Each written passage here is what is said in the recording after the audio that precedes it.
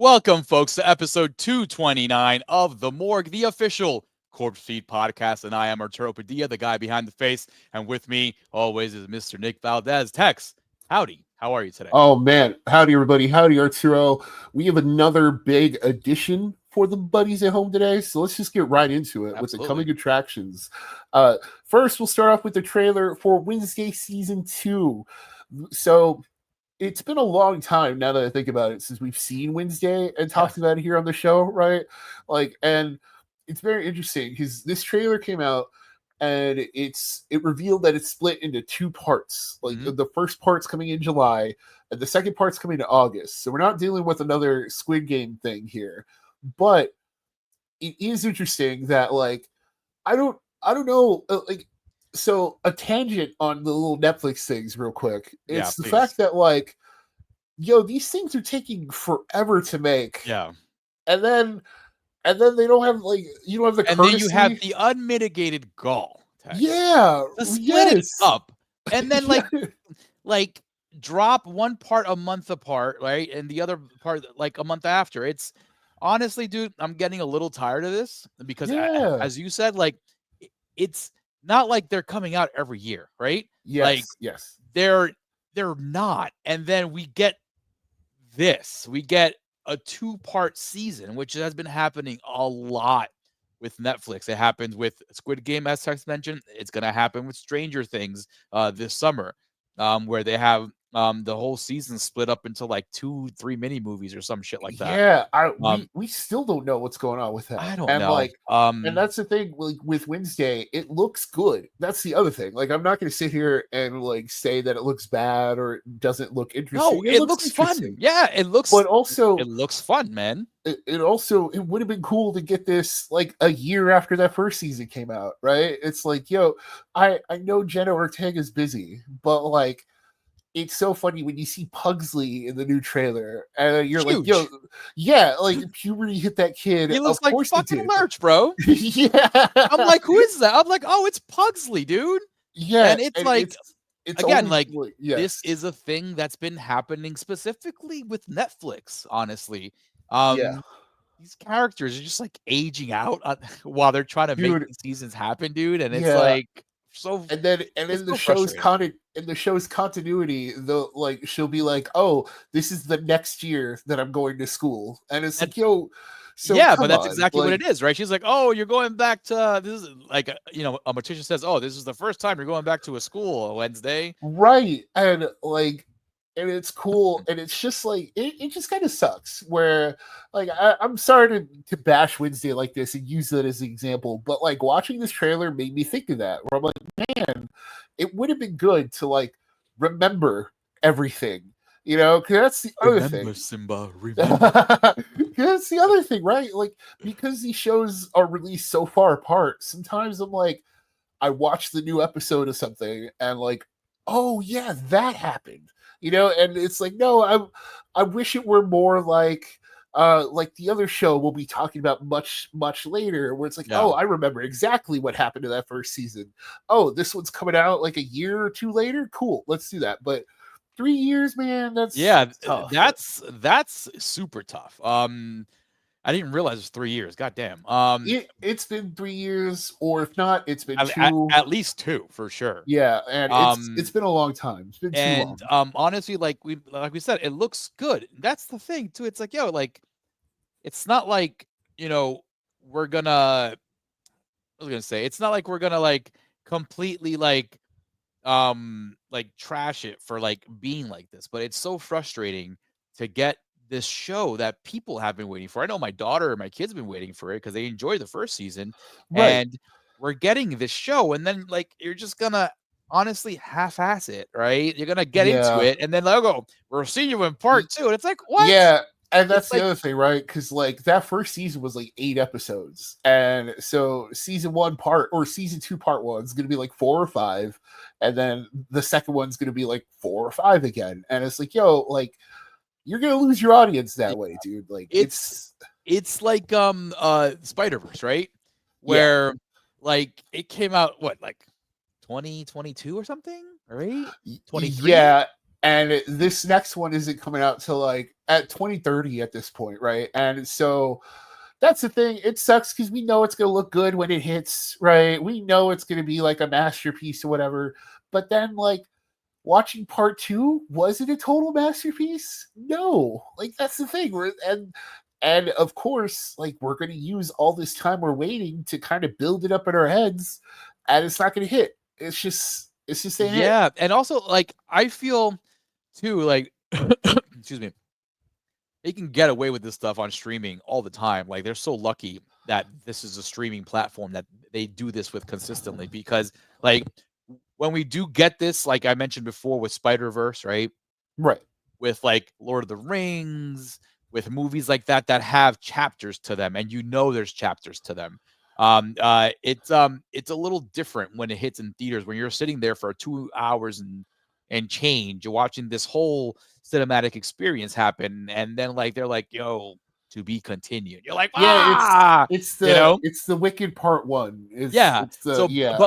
But when it comes to that, it's like the quality of a movie in comparison to a show obviously is very different. But you're there and you just experience this thing. You're like, oh my God, I cannot wait to see this part happen again. And honestly, it's kind of the same with the shows, but that's why I feel like fans, honestly, are the ones at the losing end of this. It's like, hey, we're waiting here for this content, and then you're gonna give it to us like 3 years later, and you're gonna cut it in half. And is it gonna be that good? Is this even worth it? You know? Yeah, like it's tough, man. Like it's really tough. Like I don't even know. Like it's one of those things where it's like, maybe don't even show up at all, which is kind of, so to shift over to the next topic of conversation, it's kind of like what The Rock did at WrestleMania. It just didn't show up at all, right? Oh my goodness, because the wounds are coming back. Maybe it's because he was doing movies like The Smashing Machine, which we got the first trailer for from, was it the Safdie brothers? So same dudes who did that one with Adam Sandler, Cut Gems. I believe it's both brothers. I don't know if it's like one of the Safdies. There's always something different about that. There's always like, if it's just one of them, it won't be like as good of a movie. Like, that's the thing. But I don't know, man. This trailer, it's got Emily Blunt in it, and like that immediately is like, oh, okay, so you actually have someone other than The Rock. I felt the same way. I was like, is that Emily Blunt? I'm like, wait a minute. Okay, hold on a second. We have it's like hold on, because and then usually doesn't say yes to like bad things, right? Yeah, like, and then but then it's funny because like, weren't they acting together in that Disney movie with like Jungle Cruise? The Jungle Cruise, right? So that's also the other end of the spectrum, right? Yes. Where it's like, she'll also not say no to a paycheck, which also, like, I'm not going to falter for also, either. This means that, like, there's been talks and rumors about The Rock on set, right? Like on movie sets and stuff like that. Right. So Emily Blunt coming back to work with The Rock again is definitely like, it kind of shuts people up, honestly, because it's like, hey, you had issues with like him being on to set on time and all this other stuff. All that aside, though, Smashing Machine over here. This is not Red One, folks. All right, like this actually looks like a real movie, and that The Rock is actually like looking like a real, like, legit actor here. Yeah, I that's like a little mind blowing, honestly. Yeah, it's funny because they put the face stuff on him. They like change his look a little bit, but like I think that's totally necessary. Not only because it's a biopic about like a UFC fighter in like the early days of the sport, right? Yeah, Mark Kerr. Yeah, which also means like, you and I love a good sports movie, and like a good sports drama about a real messed up person at the center is usually like, that's gold mine, right? Like that's like, yes, like that's like, so if Dwayne Johnson, exactly, Dwayne Johnson this time, it's not The Rock in this movie, it's Dwayne Johnson, legit. And like he's really trying, and you can He see it is. because he's not the same character he is in other movies. No, dude, So like you can tell he's really trying. You can hear it in his voice inflection, his cadence. Like there's different, like he it's a different persona, right? Like yes, it's not it's not Action Rock. It's not the yes, Scorpion King. Aku Asente. You know what I mean? Like and it's it's like not.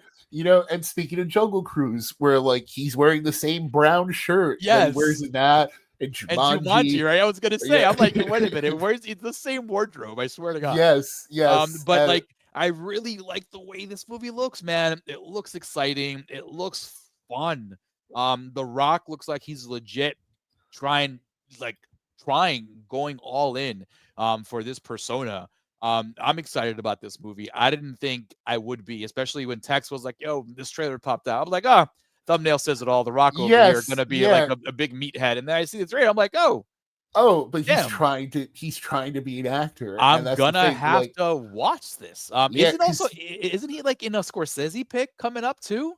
Or something yes, like and that, right? that's probably also why he wasn't at WrestleMania. Because if Scorsese's like, "Yo, you're in my movie, don't go do that stupid wrestling shit," like I would I can totally 1000%, picture that. I can yes, totally picture that. I would He's one gonna be like, thousand percent believe it. Dwayne, what are you doing? What are you doing? You gonna Yeah, what, and it's like, and what it's are you doing, funny, Dwayne?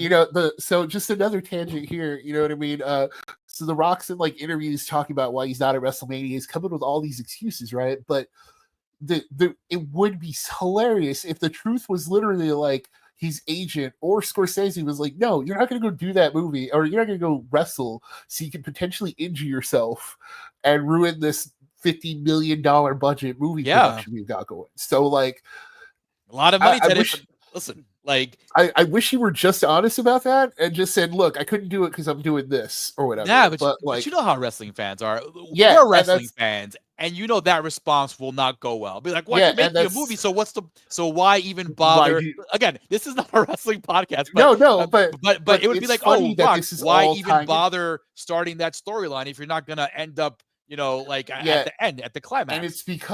it sucks because you can tell he's trying to do the Dave Batista route because he sees how Dave Yeah, Batista has become like this fully fledged actor who's like super respected. People want him in yeah. all their movies, and not like ironically, not like, oh, he's in there because he's He's Batista. not No, playing a he's bouncer. You know what I mean? yeah, he's Dave Batista, not Batista, right? Like there's the difference, right? And so He slimmed let's down see, as well. He changed his yeah, whole complete like physical look because yeah. he So knew he he's like, can't. hey, if I kept this bulky frame of mine, I'm gonna lose roles, and Yeah, he and understood that. he understood that. And Dwayne Johnson is trying to make that transition. Same thing as John Cena. You got John Cena retiring and trying to make that full transition, but you have Dwayne Johnson who can't do that yet. So it's like it sucks Yeah, because he's on that border and and it's he funny, but constantly it's funny too because he's been in the movie business the longest too. All right, yes, but and now only now for some reason he's starting to be like,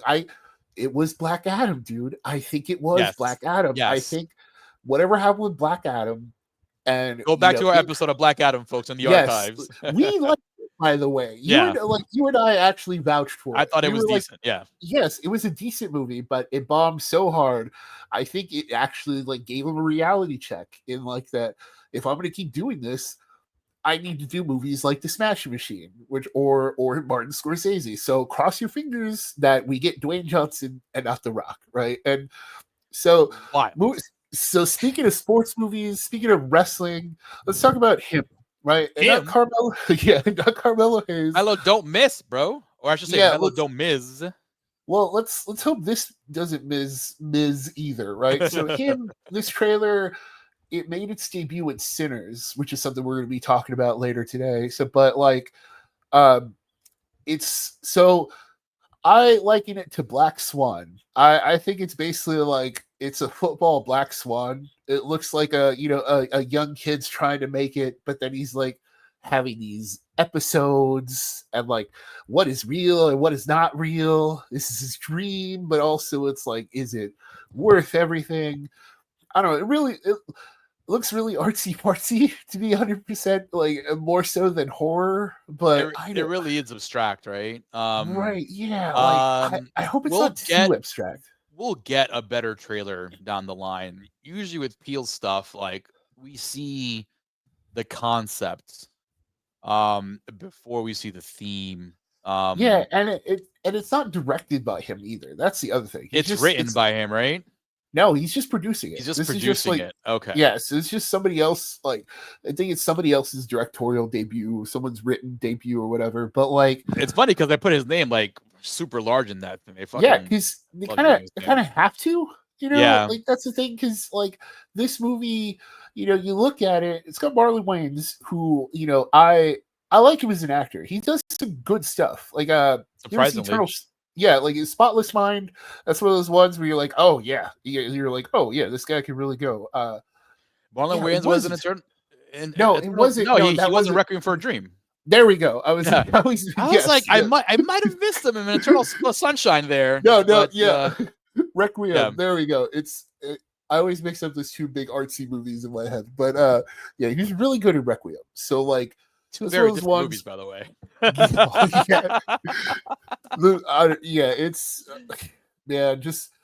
just I imagine that I've gotten a concussion here. So that's kind of what the movie looks like. It looks like a dark take on like concussions on CTE and stuff.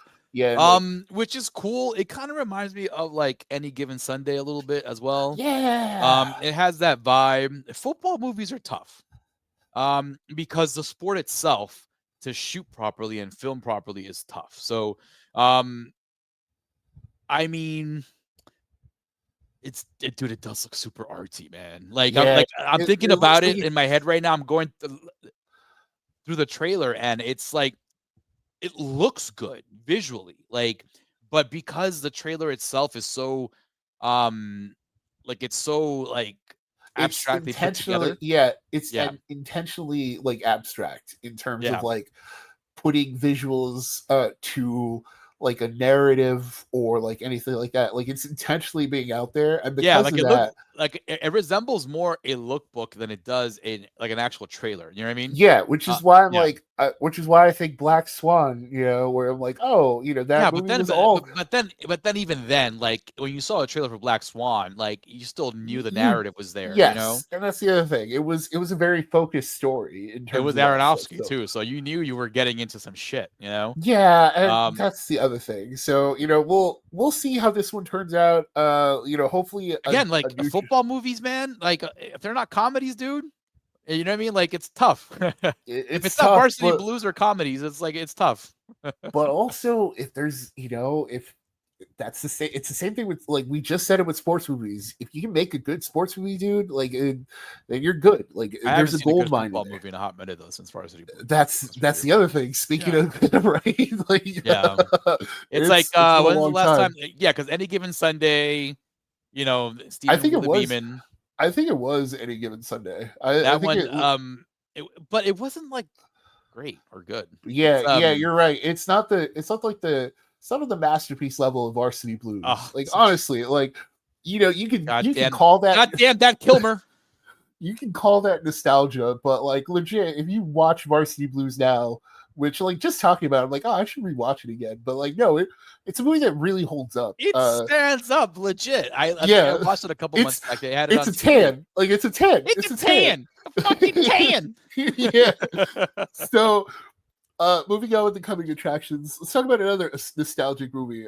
I Know What You Did Last Summer. We're getting a full reboot, sequel, legacy thing for this franchise, which is very interesting because I don't know, buddies at home. I don't know if you also don't remember that they did it. They tried a TV show with Prime Video. Yeah. They tried a reboot already. Not great. I didn't make it past the first episode. Did you ever see it, Arturo? I made it past. I think I watched 2 episodes and I was done. Okay, yeah, it just wasn't good. Like the characters were not likable. They were like trash people, complete trash characters. Like all the characters they wrote for that TV show. Excuse me. Were complete trash. They were meant to be complete and utter trash, Yeah, like just very bratty, very privileged. And I think that completely misses the point, right? Because like that, if you Yeah. watch that first movie, they did a sequel. Sequel was fine. I still know what you did last Yeah, time. it was fine. But then when you watch that original one, the whole concept is like they accidentally kill someone and then are punished for it. You're not supposed to want them to be punished. Like that's the whole thing. Like they're not supposed to be completely terrible people that you can't wait to see them get their comeuppance, because it's Yeah, kind of exactly. not the situation, right? Like yeah, no. In the show, I was like, well, I hope you all die. yeah. Very gruesome death by Yeah, way of and claws. so this legacy sequel, it looks like it's going to happen to the same, like it's going to happen again. These kids are going to mysteriously hit somebody in the middle of the rain or drunk driving, whatever, same situation, right? And then, but this time around, they have characters from it's in the same town, and so you have Freddie Prinze Jr. coming back, you have Jennifer Love Hewitt coming back, and cool. Yeah. Whose idea was this? Whose idea was this? And why do we? Why is it even here, Tex? I'm just very Yeah, confused as to why this concept even dude, unfolded. I'm hoping they I, have a good story to tell. that's the thing, right? Because like Because right I now it's like like, it doesn't make any sense. it's because well, outside of the nostalgic business reasons, of course, right? Because like speaking of, they're also talking about doing like a new urban legend, which also it's like urban legend was one of those in the Going same back to the late pocket, 90s, Tex. right? And like urban legend was only good because it had the girl from the Noxzema commercials in it, and like it was only funny because she was in those commercials at the same time this Which movie is was out. the same woman from Long Legs, by the way. Yes. Yeah. By the way, she was all over it, like, socials, like, pushing Long Legs out like it was good. Anyways, Yeah. go back to that episode and hear that one, folks. But yeah, and I don't know. It's just we're at that time where we're getting all these franchises coming back, whether they need to or not. And not everything is Scream, right? Like not everything has an actual Yeah. story or interesting concept and it was the same thing when I Know What You Did Last Summer, because once you saw I Still Know, it's kind of like, oh, yeah, you really only need to do one of these. But listen, like, all that, like, me trashing it aside, though, the trailer does show some really Oh yeah, gnarly looking kills that at least is gonna get me in that seat. My yeah, butt will yeah. I be in mean, that seat because it looks like it's practical. It looks a little like gnarly and like very like just brutal.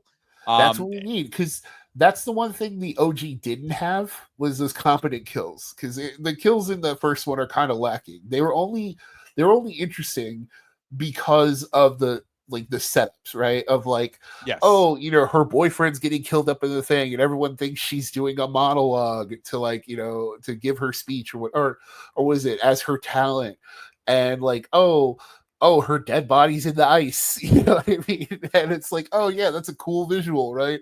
But so I guess, yeah, that's where this one will have to be. And you're right. What are you waiting for, huh? I'm right here. Like, and but yeah, I'm still you know, very iffy about that movie though. $5. She says that again. $5 down, though. She says that in this one. What are you waiting for, huh? She kind of has to, that Yeah, that's like, become a Jennifer Love Hewitt quintessential quote. You know what I mean? yeah. It is a part of it's part of the universe that you have to say. Yeah, what are you waiting for, huh? I'm right here. It You know didn't come out. what I'm waiting for though, Tex, right? Our Yes. next one, right? Our Yeah, next coming speaking of attraction for slashers, sure, right? yeah, Speaking of yeah, slashers and speaking of a quality slasher that has not disappointed, and we wanted more. And thank you, Netflix, for providing that. I was talking shit about you earlier, but thank you for providing Fear Street, Prom Queen. We got the trailer recently. We had a teaser last week. And this week, you finally got the full trailer. And Tex, man, I am down again for this. yeah. This looks good. It looks like it's well done. I can't wait. I remember if you folks go back to the episodes in the archive about Fear Street, that trilogy was downright awesome.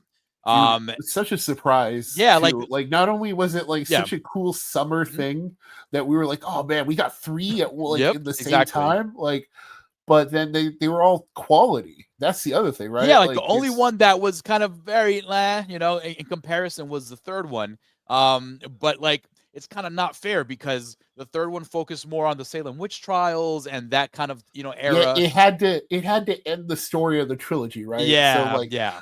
So it couldn't be like its own movie. But then, you know, it couldn't be 74, right? Yes, you know what I mean? Right, and like that, or 74 was like, was it 74, 84, right? He was like 76 or something like that, 76 and 96, right? Or 86 and 96. Yeah. I know there was one in the 90s, right? Yes, the first one was the one in the 90s. Yes. So while you're looking it up, I'll keep talking about it. But like that second was so good as like just its own singular creation that we're like, oh man, like this is it. And so unlike the TV shows, this one took a long time to get here because they didn't make a new one until people really like that trilogy, right? So it's like, oh, exactly. So and then on top of that, Prom Queen falls right in between part 1 and 2. So part 1 was 94, part 2 was 78, and part 3 was 1666.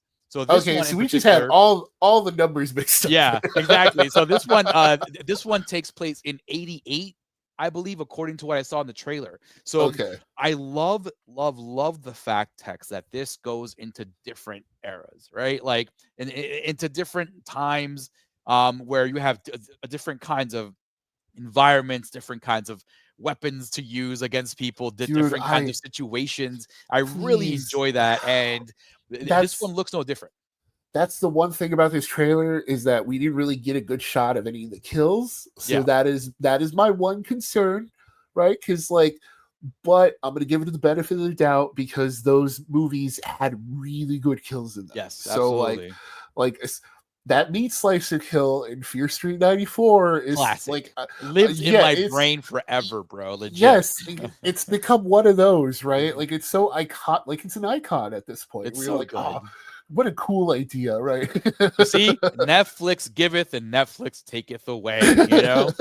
So let's move on to another one that's away from streaming services. Yes. Predator Badlands. Yes. So while we are getting a Predator animated movie on Hulu like later this summer, we're getting a full theatrical release like later this fall. And dude, I am in like 1,000% in, dude. Like, I am in 10,000%, Tex. I love the look of this movie. It's taking place in a distant, in a far off future on a far off planet somewhere. And Fanning, Elle Fanning, I believe is the actress, right? Yes. She looks to be playing a Yutani android. Based off her eyes went all white, and then we had our awesome internet sleuths, you know, do some close-ups on that, and then you can see found the logo, the Wayland logo on it. It's the same thing that who was he, John, right? In or was it oh my god, Covenant, David in Covenant. No, it wasn't Covenant. It was Romulus. It was when he does the reboot. When he reset, right? Yes. When he reset in the chamber where they had all the like all the crawlers, his eyes are the same thing, and you saw the Wayland thing. So I really love the fact that we're again blending these universes together because it just makes sense, you know. Because it's I can't wait to see what they do with this, and the fact that we are bringing Wayland Yutani into this universe, and we're seeing this really dope looking Predator dude on screen with a lot of like just very agile, very like mobile. It's a different kind of Predator that we've seen, which is also one of the best parts of this whole franchise. Like every time we see a Predator, it's a different version of it. You know what I mean? Right. It's never the same one from part 1 because obviously that one blew up. But I love all the different looks we're getting in Badlands. There's like a huge Predator monster, I think, or something, or a bigger kind of thing going on. But dude, I don't know, it looks like really good, man. Yeah, it looked like a Predator's Predator, right? Like, that thing eats predators. You know? Yes. I'm very excited about it. I cannot wait to immerse myself into that universe because it looks so much fun. if this leads to like a full like an actual Alien versus Predator, I hope to finally give us one that's like, oh, this is actually like done within the full scope of like the license. You heard what Fede Alvarez said, right? He said, no, "Hey, if like Fede said, he did not mind working with the director of Badlands and Prey because they're buddies. Oh, with Dan Trachtenberg, right? Yes, so like they're buddies. They were like, hey, if I am totally down to do that with him, dude.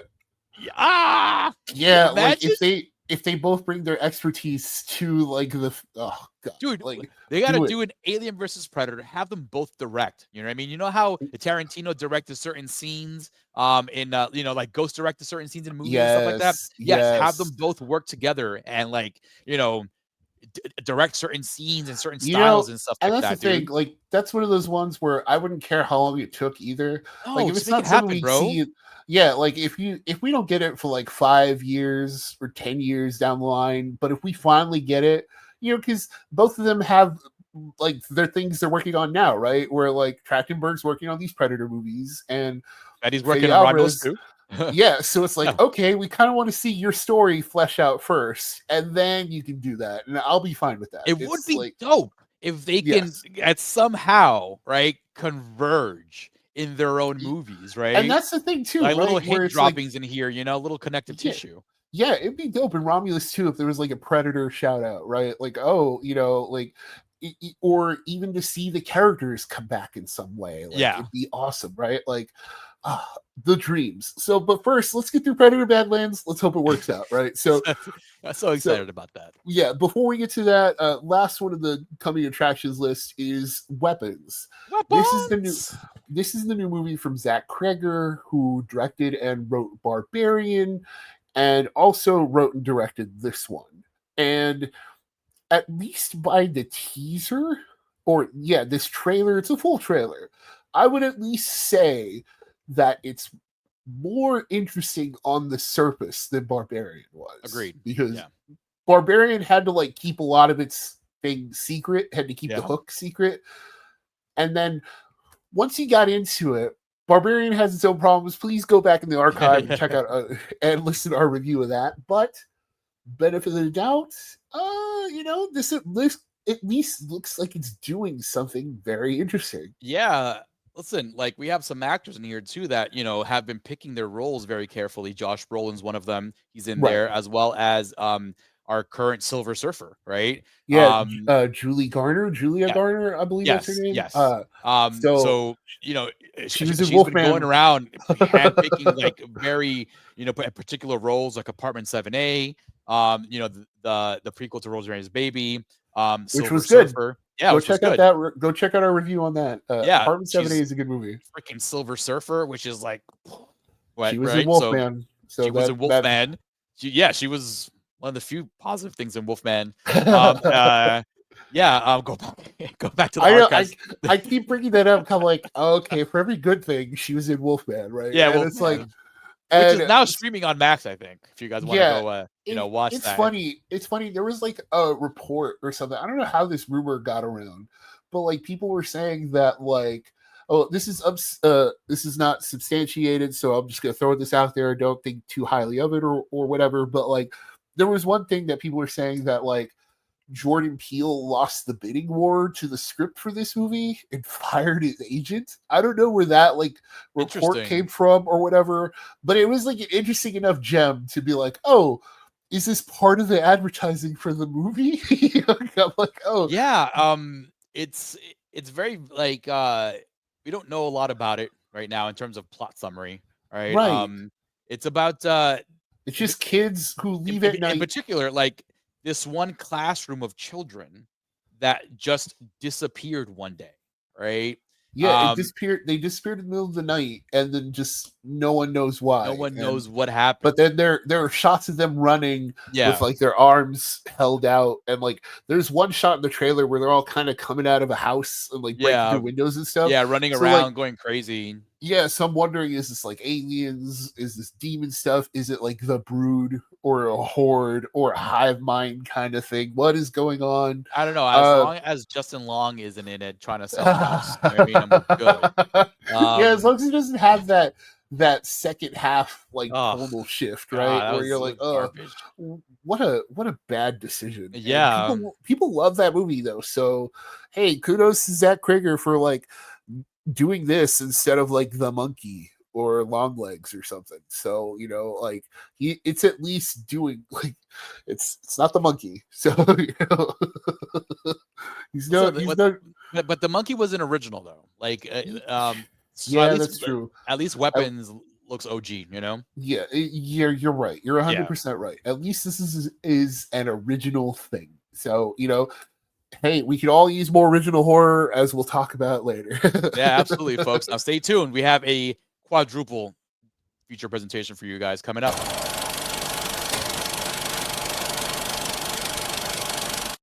And we are back, and we are ready for our quadruple feature presentation. And the first up in our feature presentation, folks, it's going to be our impressions of the first 2 episodes of The Last of Us.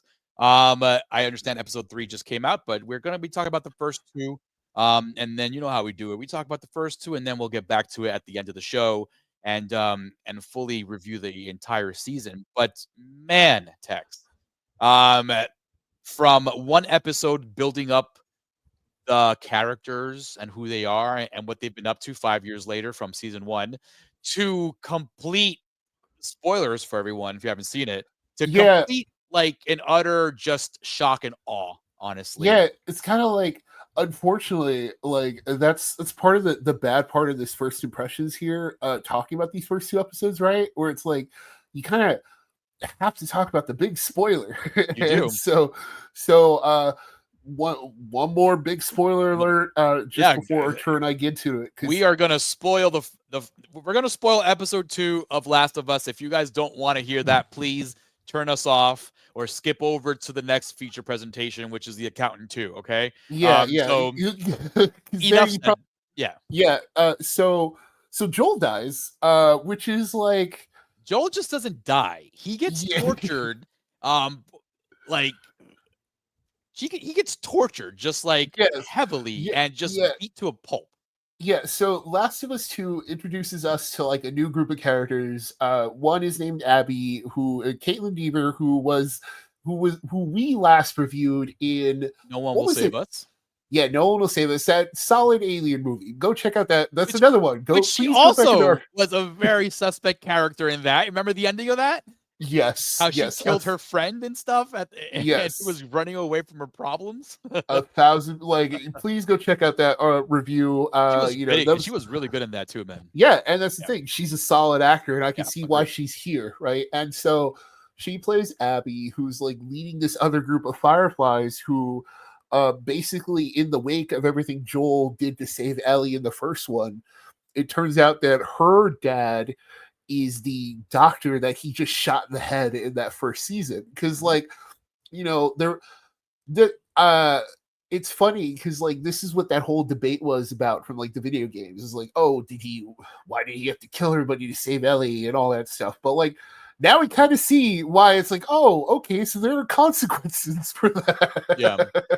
And that's kind of what but the first episode was such like a reminding you what the or telling you what the new status quo is, right? And then you're like, oh, okay, I guess this is going to be like a slower start to the season.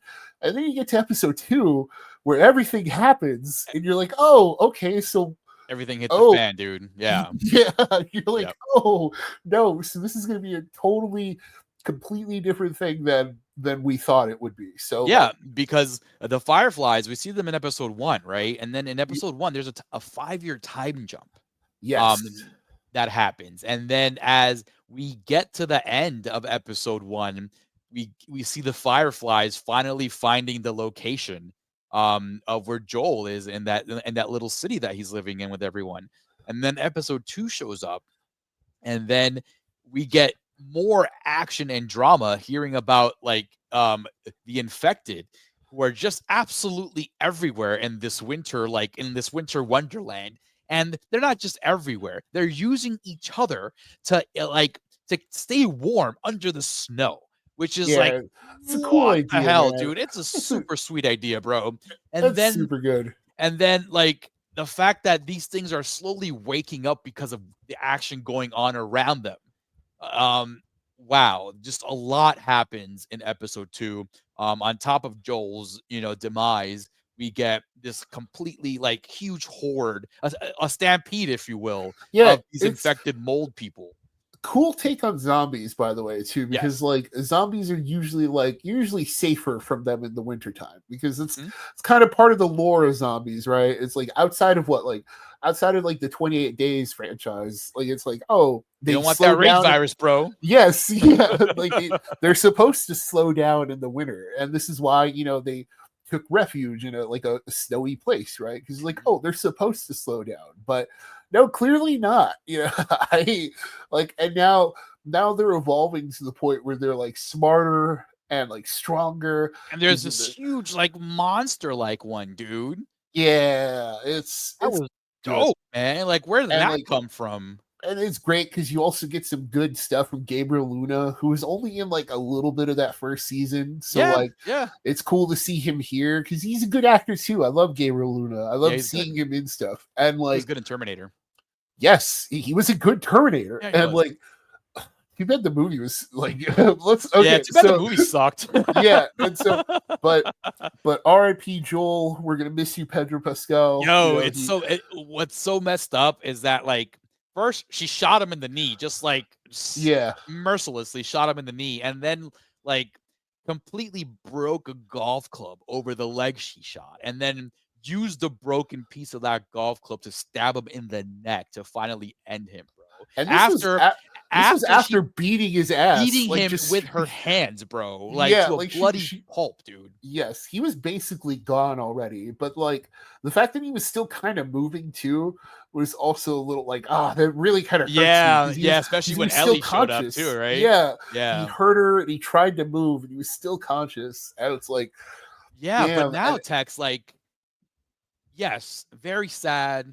Pedro Pascal, very loved. Right, yeah. It's like, but now it's also like, oh, you're so busy. It's kind of like, okay, dude, we'll see. Good. You're good, Reed Richards. All right, I think you'll be fine. Okay. And Mando, and like what? Like he's in literally every other franchise. I think this is. I haven't played part 2 of Last of Us at all. I have no idea what's going to happen next. All right, so if you remember, I said people didn't like part 2 a lot for some reasons, and I guess this is one of them. Right? Like, I would imagine this would probably piss a lot of people off too. Listen, like Empire Strikes Back, right? Yeah, this is so shit has to happen. Like, it has to happen in order for the character of Ellie to finally find like her goal, to be the one to lead the rest of the show, which is going to happen. It's going to be Ellie, and there's so much because it's like it sucks. Like she'll never know like the secret. Like she'll never know like because he lied to her, right? He lied to her. He never like. This is also one thing that I mentioned to my wife when we were watching the show is that, hey, Joel never told anybody about what he did to save Ellie. You know what I mean? Yeah. Like, he never told anybody. So he died with that. And the fact that she kind of didn't know that either is also kind of very traumatic. And her and him were not in a good place when he died. So she feels that. So honestly, like, that is one of the best things that could happen to the character of Ellie. And I am so curious to see what happens next, because at the end of part 2, at the end of episode 2, we see Ellie and a couple of her comrades go back to the town with Joel wrapped up in a blanket, right? And then we see the Fireflies walking away. Like, what's going to happen next? I don't know. I'm very not excited. The end of this. So like I don't know. Like I'm assuming Abby is there to be like to be the foil to Ellie, right? Where it's like, this is what happens when you're like driven by nothing but revenge. So it's like, so is Ellie gonna go down that path of like? I mean, exactly, because it's like, it's eye for an eye at this point, right? The same trauma experience, pretty much. Right? She saw Joel, who's her father, kind of die in front of her, kind of brutally, right? in a much more brutal fashion. So like Yes. that's the thing where it's like I Yeah, wouldn't really Abby wasn't fault even in the Ellie. same room when her father Yes. died. You know what I mean? Yes. Yes. She was told that he was just shot point blank. You know, he Yeah, didn't she have a was weapon. told hilariously, just one little fun little detail. It's a funny detail, this whole thing, that they said he was cute at the same time. It's like, oh, okay, you don't need to glaze Pedro Pascal like that I anymore. know. We all know it. He's already glazed enough. Yeah, it's like we already get it, right? But it is funny that in the world of this show, like Yeah, they had to mention that. they also recognize that he's like a handsome man, right? I It's know. like, we get it. We He's get like it. in his And 50s, and I heard he was handsome. It's like, oh yeah, yeah. yeah, and it's so funny. Like Pedro Pascal, all they did was add some gray, and still looking good, man. Like what a like. That's probably his look for Reed Richards. He just grew his hair longer or whatever. Yeah, you know what? Just what a star! Like that guy's a movie star. He man. went out, and, dude. Listen, what an impactful death. You know what I mean? And that's the other thing. That's right? what you want. You know. And it's funny because like Game of Thrones is what really blew him up, and funny enough, it was that death that really blew him up, right? So like here he is with another iconic TV death, and, on HBO, right, dude? HBO oh my god, yeah, him, you know, dude. So next time he signs up for an HBO show, we just know his time is limited. Yeah, he's gonna die good. Yeah. Oh man. You know, I'm excited to see the rest of the season. Me too, man. Curious to see too. where it goes. Really yeah, like I'm in the same boat as you. I've never played part 2. I know people didn't like Abby. I thought it was because, well, there probably is a little bit of that in there. There's a little bit of gamers being gamers and they don't like women or whatever, right? But like now after seeing this, I kind of get it, right? It's like, oh, I would get why you would hate the character. Oh, my wife hates her so much. She's like, she was like, I hate her so much. I hate her. And I'm like, she killed handsome Pedro Pascal. And I'm like, and you hate her, and she's doing her job. So yes, you know, right? Like that's a heel. She's doing a great job. Yeah, like I remember while like in pre-production, while this was also shooting, like she was getting death threats. Was Dever because of like her character and all that, and I'm like, but come on, guys, what the hell? Dude? Those are gamers being gamers and nerds who don't go outside. So please touch some grass. Please, you can hate the character, but go also get some vitamin D, bro. Yes, it's like you can hate this character, like Arturo's wife. You can hate the character, but that stops at the character, right? She's not going to sit there and go, "Oh, I hate this person." No, the actress is doing her job. Ridiculous. Anyways, folks, we cannot wait to see what happens next, and we will get back to a full breakdown on all the episodes once the season is over.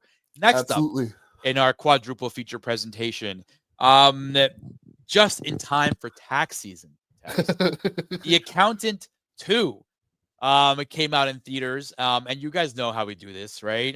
There's stay away from it, meaning don't even bother watching it. There's wait for it, meaning you can wait to watch it at home on a streamer, in the comfort of your own couch. And there is pay for it, meaning go watch this movie now, pay for the trial, pay for the movie ticket. Any way you can do it, just pay for it and go watch it. Accountant 2.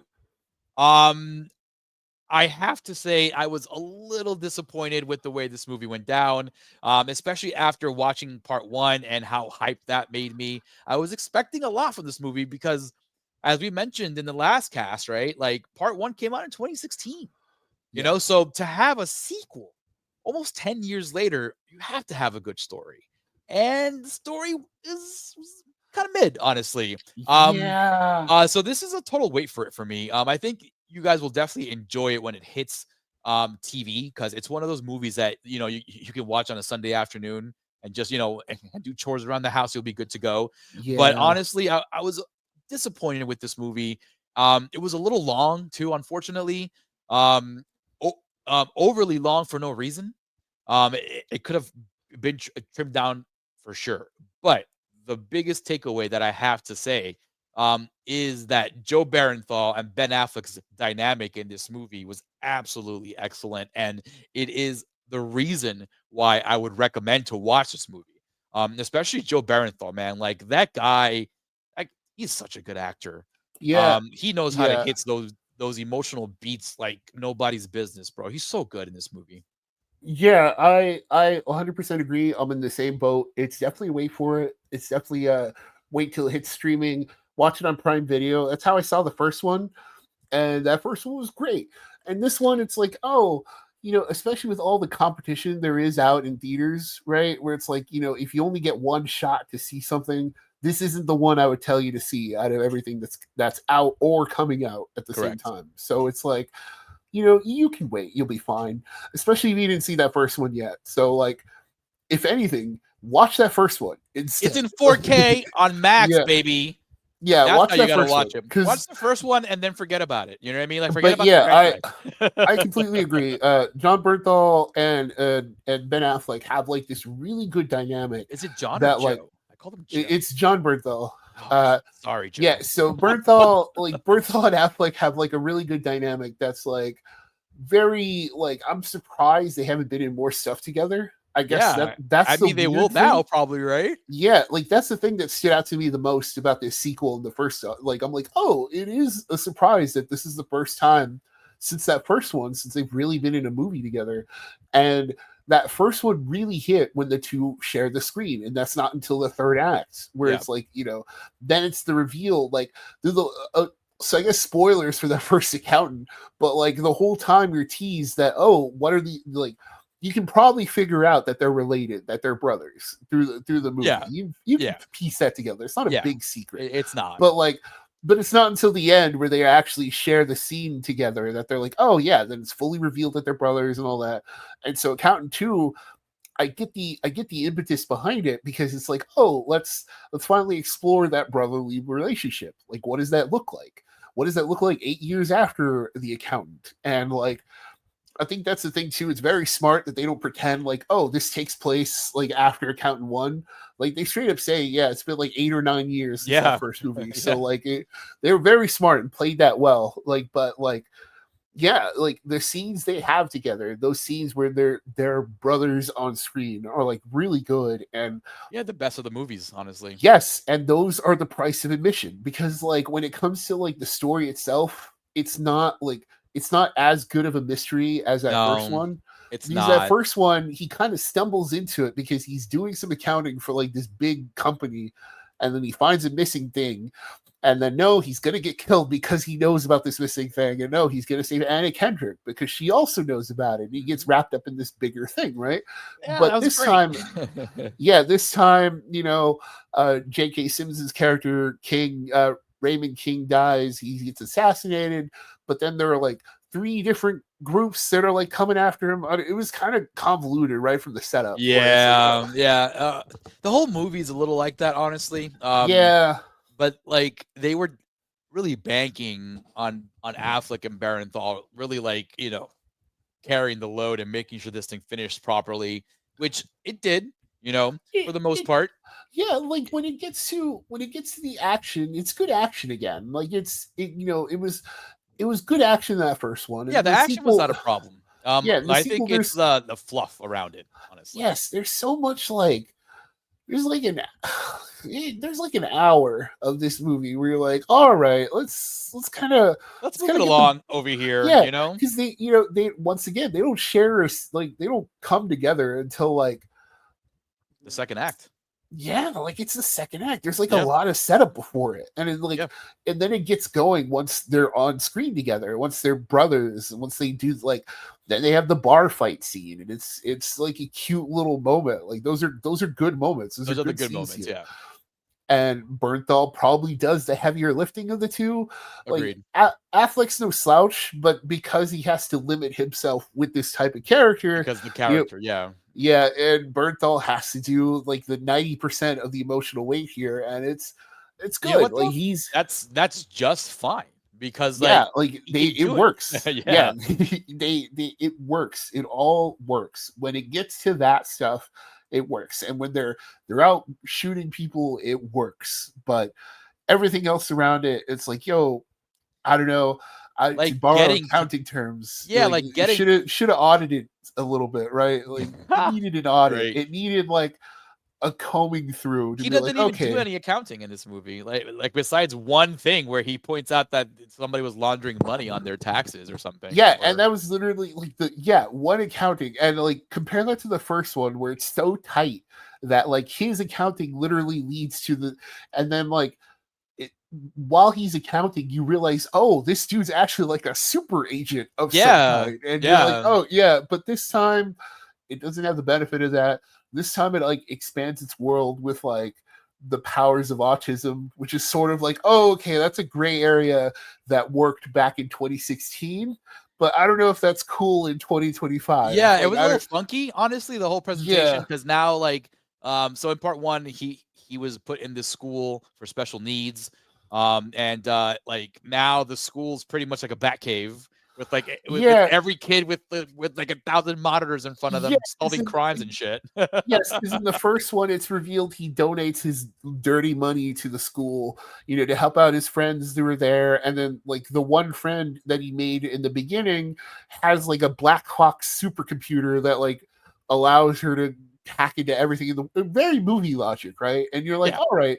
And it's revealed at the end. So you're like, oh, okay, whatever. That's, like, who cares? I had a fun time, right? And so, but then when you get to the sequel and it's become this huge part of the plot, and you're like, oh, okay. You're like, this, it's not as quirky anymore. It's because also like it goes to that a lot. Yeah, right? It uses that a lot, and then like there's moments where the kids are competing to find the bad guy. It's like, oh, let's see who can do this first, and it's like, all right, I get it. But you're also adding time to this thing, Yeah, it's stuff that doesn't play as well in 2025 as it did in 2016. We're like, I don't know, like, because we know so much more about autism now, and like, and like it, and those with it, and those living with it. That it's like, oh, it doesn't mean they're automatically like computer geniuses and like stuff like that. So it's like, they can't really sense one another like he does in this movie, where he's like, he immediately wants to help this kid because he senses that he's like autistic just like him. He's like me. And it's like, oh, okay. Yeah, it's a little weird. And then he puts him into school. Yeah, even though his mom was still running around killing people, right? Like, I gets kind of muddled there too, because it's like, hey, your son's over here, but then like they never really kind of spoiler alert with her, right? Like, she's got this weirdly convoluted backstory too. Yeah, so when she got into an accident, apparently she learned how to be a killer. Yeah, she got a super killer. Yeah, she got the powers of autism through an accident that like allowed her to be a lethal killing machine, but they also had to reconstruct her face through plastic surgery. So it's like I couldn't Oh, that's why she looked slimmer or something? Is that why it was weird? Like yes, which is also like, why do that? That's what I was trying to figure out. I'm like, why does she look different? And and why is that a necessary detail to add to it, right? Like, because it's not even like that compelling of a mystery, And so this is all just to say, this is why it's like it's a wait for it because it's got so much convoluted stuff in it that kind of bogs down the brotherly connection. You see the trailer, you see them being brothers, and you're like, oh, this is gonna be like a fun little action movie where they kind of hang out the whole time. And also, like, like the antagonists aren't really great either, man. Like that Rourke guy, like it sucks, dude. The Rourke guy, and then his sniper buddy guy, like who had like a weird accent too, or like a weird voice. Yeah, he was talking like this the whole time. I know. I was like, oh, are you putting on an affectation for this? Like, are you putting on for this? Like, what's going on? Yeah, it's like, oh, this is how cool a sniper talks in movies. I'm a sniper assassin, and it's like, come on, man. Like, I don't know, and it was what you wanted. It's not what we wanted with the Accountant 2, but at least we got the awesome brotherly dynamic. Yeah, I mean, at least we got Accountant, So it's like, hey, maybe don't always make a movie 10 years later. Again, yeah, that's why I'm still surprised they made it, because it's like you don't really have a good story to tell here, Yeah, we thought they did. And anyways, folks, Accountant 2 in theaters now. It's a big way for it. We really recommend to go watch The Accountant on Max. It's in 4K. You'll enjoy it better. Next up on our quadruple feature presentation, it is a video game inspired film, none other from Sony PlayStation. It is Until Dawn, which apparently, from what I heard from Tex, it doesn't even follow the video game. Man, Until Dawn, Tex. I'll start off this one, Arturo. Yeah, go for it. I will say, man, I will say wait, like the longest it waits for it. Like it's almost like it's wait right until there. It's absolutely free, you know? Yeah, like it's right there on that border of like, you don't need to see it because it's like, So okay, so just laying the groundwork here. It is based off of a Sony PlayStation title. And you'll notice it when you watch the movie, and it's like Sony PlayStation Studios or whatever, and it shows all the games, but like it might as well just be like in name only because it's kind of like it might as well be a Blumhouse movie, right? Like yeah, because it's not the game at all. It's in fact spoilers. It's technically a prequel to the game, which is like completely unnecessary. The only connecting tissue, yeah. So I'll talk about that later in the review. But like, the only connecting tissue is Peter Stormare, who is in the game as like this guy who like talks about like he kind of says the same weird stuff he says in this movie in the game. But like in the game, you're like, oh, it's a game, whatever, right? But like, yeah, and he only shows up like. He's like in your mind. He's like a mind therapist or something, and he's like, "This is blah blah blah blah blah. This means this, whatever." And like, and I wish big thing, you know what though, Tex? I wish you would have gone in my head and be like, "And now I'm a real Russian hero." Because, well, yeah, the big thing in the game is the hook. The hook in that one is that accountant. You see, it all comes together here in the morgue, folks. Right. Armageddon, go watch that one. I love Armageddon. Yeah, no, like, his awesome filmography. One of Ben Affleck's best. Like quite literally, like Armageddon is one of those probably top 10 movies. We're definitely gonna have to have a show on that because Armageddon is one of my absolute favorite movies from the 90s. Yeah, I kind of want to say top 5. Like it's like I really like it. It's really high up there. It defined my like childhood and my love of cinema and action. Right? Like because I was like I saw it so many times. Yeah, if it were the same for you as it was for me, like that was kind of like my first blockbuster that I remember where I'm like, yo, like this is what, because it wasn't like you would think like, oh, maybe Independence Day or something, but no, Armageddon was the first movie where I was like, man, this feels huge. Yeah, like Independence Day, I didn't get a chance to see in theaters, unfortunately. But like I've seen like Batman movies, like Batman Forever in theaters and Batman and Robin and stuff, but Armageddon in '96 legit was like the blockbuster, man. Right? You know what I mean? Yeah. Like, no, this is the blockbuster. You had Ben Affleck, Bruce Willis. Movies. You're like, this is movies. This is like, cinema. And it's funny that we're talking about all this because Until Dawn.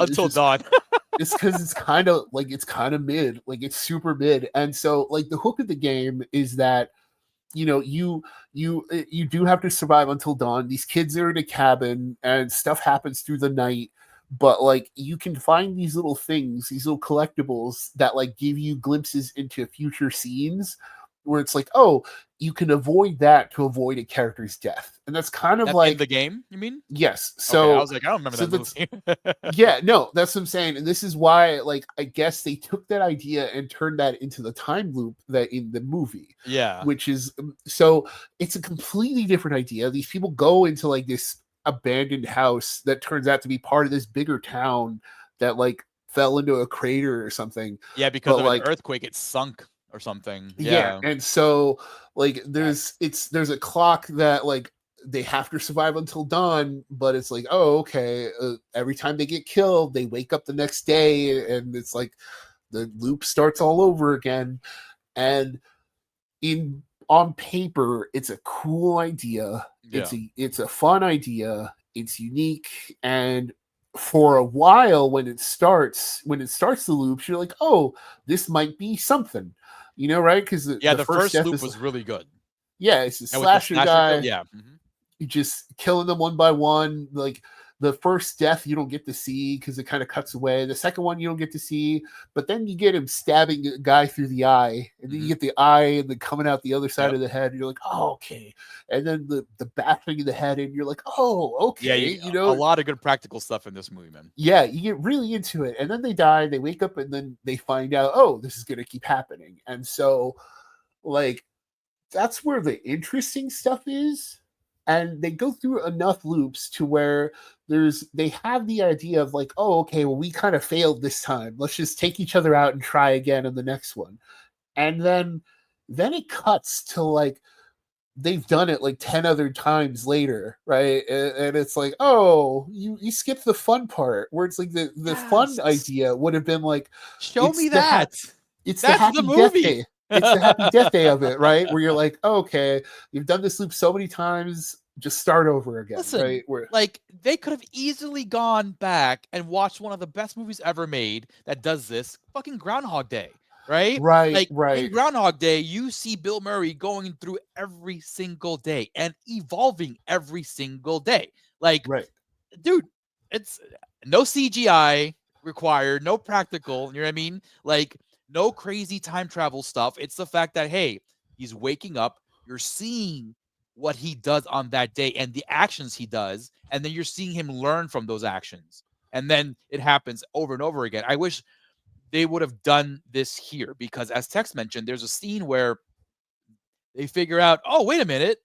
My phone is full of footage here, right? Let me see what's up. And they go through all this footage. And all this footage is what I wanted to see on screen. Yeah, it's showing more of the deaths, right? And like, it sucks because it's a two-part thing where it's like it's a cool idea that someone is like, oh, I recorded all the loops, and it's like, oh, that's a unique way of like journaling, you know, how much you've gone through. It's a unique way of like keeping this info going, right? But then it's just used to skip over some of the loops and instead being like, okay, we're in the grand finale now and let's get to the point.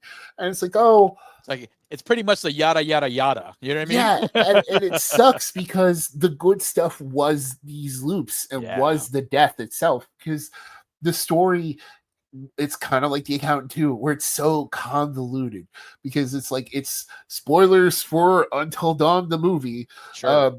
It's revealed that Peter Stormare is experimenting on them and like he's using their fear to like kill them, but then transform them into monsters, which is a cool idea on paper. It's a cool idea in practice. They never followed through with that though, which is annoying. No one turns into a monster, which is a shame. None of them. That they all kind of survive. I know that's the point of the so that's one of the things from the game is the goal of the game is to have everyone survive to the end of the night, right? But like, this is a movie, you know, give us something, like have someone be a victim of all that, you know what I mean? Like have someone turn into one of the monsters completely, like have someone who isn't saved, and like, but it just by the time we get to the end of the movie, it's just like I'm ready to go. Because like so aside from like the phone situation, right? That I wish was expanded a lot more because it is super smart. I do wish that, like, as you mentioned, they kept it a little simpler, you know? Because then we get this big time jump that we see through the phone. We lose a lot of information, you know, because like it seems like the whole point of being there is like every night something different comes at you. And then all of a sudden, everything is coming at you. Like, I would have liked to know what the other threats were. We only see the slasher guy. Like, the slasher guy comes in at the end and takes care of whoever's left, I guess. Right? And then there's a whole forest out there. There's rain. It's fucking raining on one side of the street, and then it's dry on the other one. Yeah, and at one explained. Yeah, they try to escape at one point. Then they see a giant on the outside, which is like cool. It's like, oh, like show me more of that. It's like, okay, cool. That's another threat. Like, what is like? Show me more. Like, it sucks because that's the whole point of this movie. This is why you got people to try and get into the theater, was to show them all the different ways these people were dying. You know, you can. Who cares if they live or die at the end?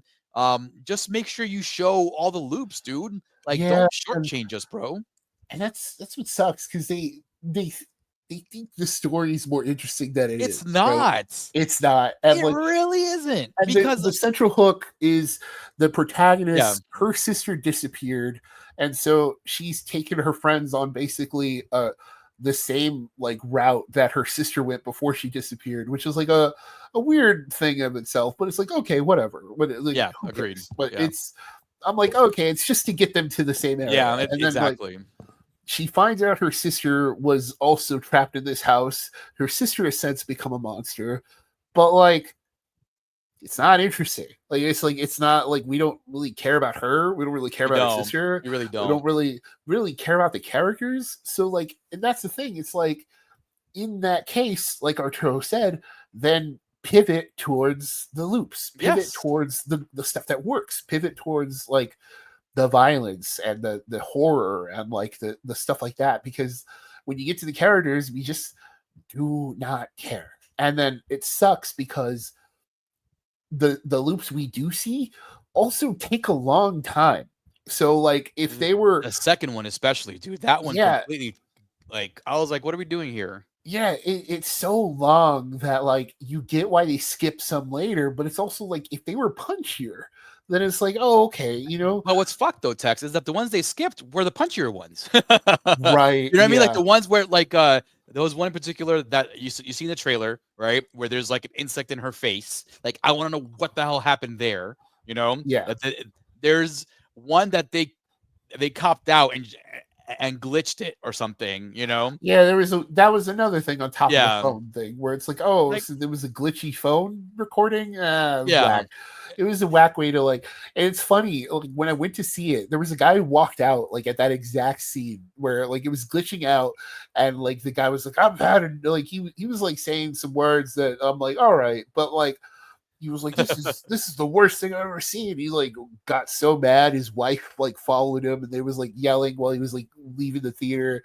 I'm like, I get it. I'm like, yeah, I'm like, I get it, but also it's like, yeah, you sat through that long, and by the time it gets to that point, it's like, this is where you just finish it to see what happens, right? Right, and it sucks because the good stuff is good. Like, the monster designs are cool. Like, the monsters they turn into like are well designed. I do like them. Yeah, I call them Wendigos, which I wish they didn't.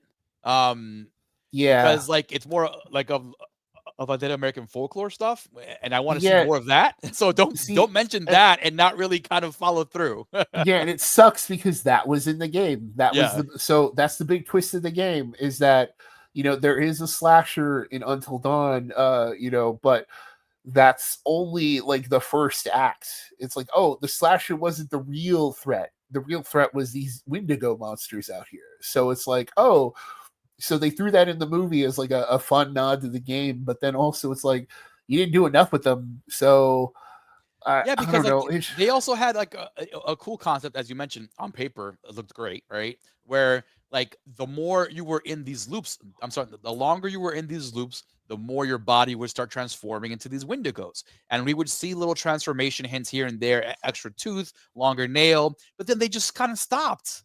Like, they stopped showing transformation. I'm like, what happened? You guys were going well with this little kind of side gimmick here, and no one transformed, nothing. And then even when you get to the end, you're like, oh, did someone actually, because one of them disappears completely, and they're like, oh, what happened to her? Maybe it got to her or whatever. And it's the clairvoyant one, right? Yeah, and it was like, cool.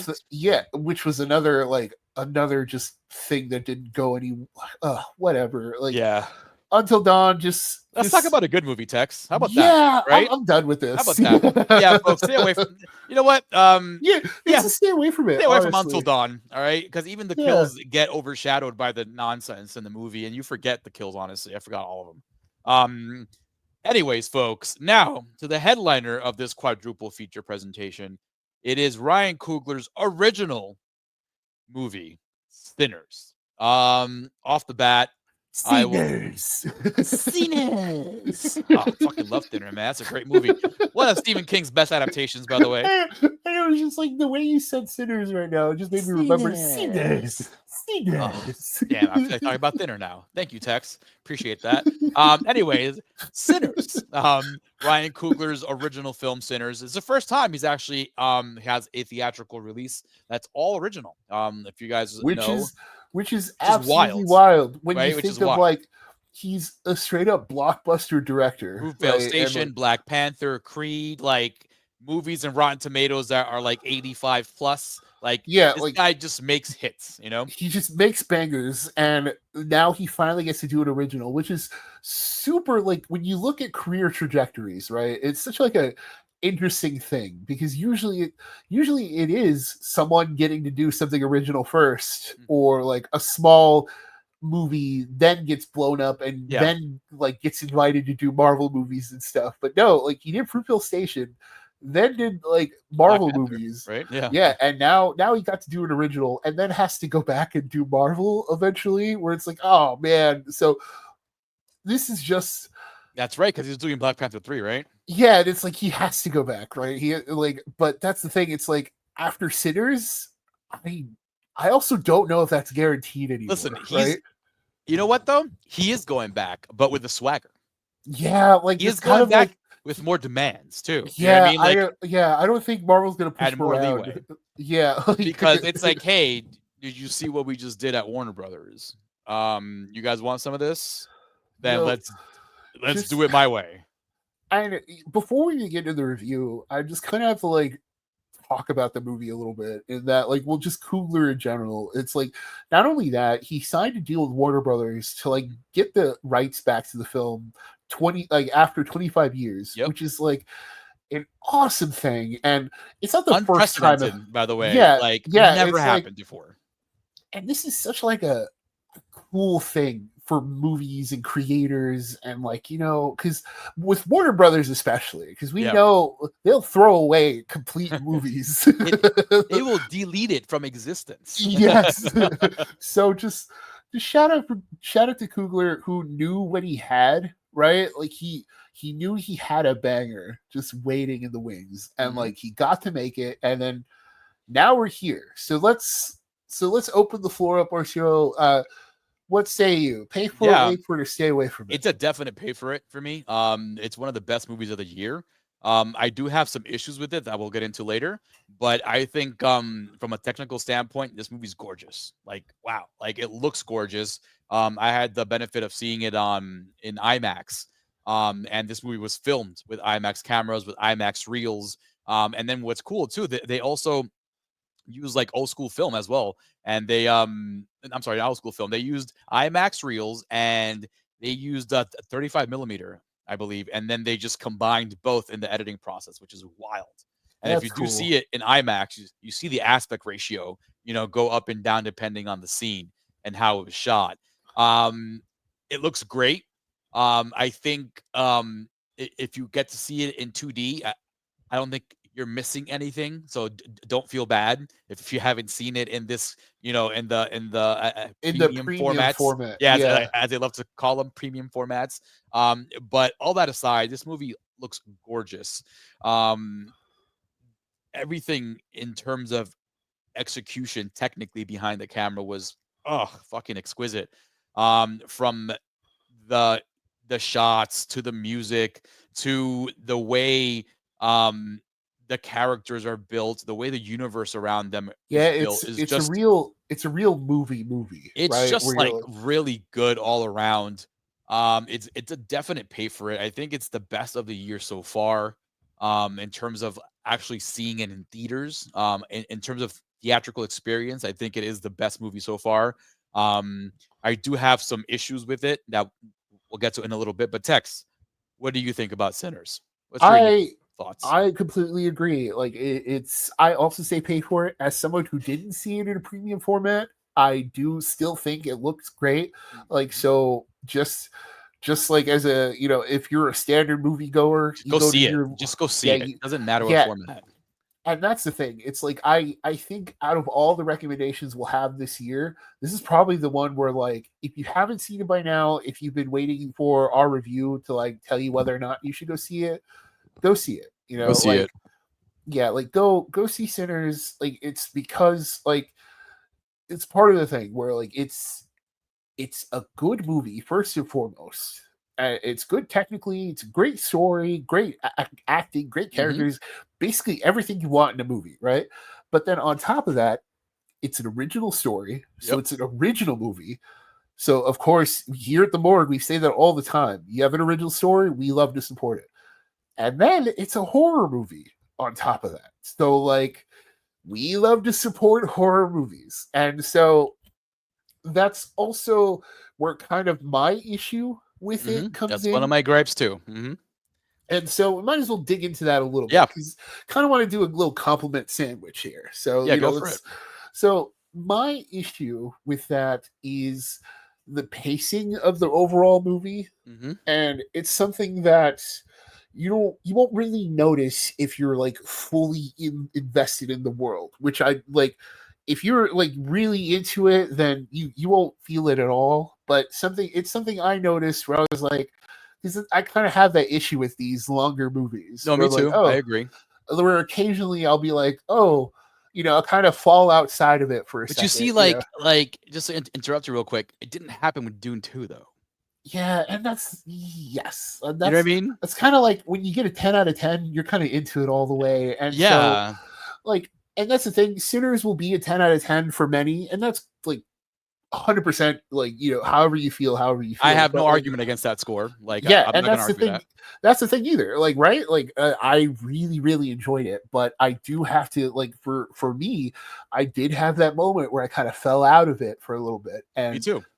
And it's because I was waiting for the horror, and it's set up like people don't like this comparison between the movies, but it's kind of true. Where like it's kind of like From Dusk Till Dawn, where it's literally that's my comparison too. Yeah, it's literally a different movie in the first half, and then in the third act, it's a vampire movie, and so it's kind of like that in Sinners, but you feel that a little bit more because it really takes its time to like set up this world and this 1920s South for it, and it's like it's really well done in how it does all those things, and it really takes its time to like establish its world, establish its characters, establish like the dynamics of the race and people and stuff like that, heading into partying at this juke joint, because that's the whole thing.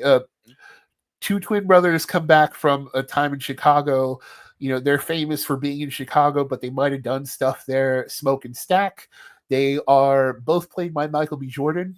And really good, by the way. I give this movie a ton of credit because like he's been good before. Of course he's good, right? No, but he's like, good here, dude. Yeah, it's kind of like, I think when you first see him as the twins, you get that it's of course that human uncanny valley stuff where he's only one guy, and so when you see him at first, you see him as two people, you're like, there's that bit of that unnatural feeling for it. That's just a natural thing that's going to happen. But then after that initial scene, I kind of forgot he was like, he was you got Smoke and Stack, and it's great too because like they have different personalities, so that actually helps out with the acting as well, I'm pretty sure. But he was excellent, man. Like he carried this movie through and through. I love the fact that each of the twins had their thing, like they had their quirks and they had their ways about them. And he nailed it because Stack, right? Stack was the one that is a little bit more looser. You're right, like a little bit more fun. Stack's the more aggressive one. He's the more fun. Smoke is like Smoke's the planner, right? Smoke's the brain, right? Yes. Stack is the brawn, if you want to call it as well. That's and it's the easiest way to keep them apart.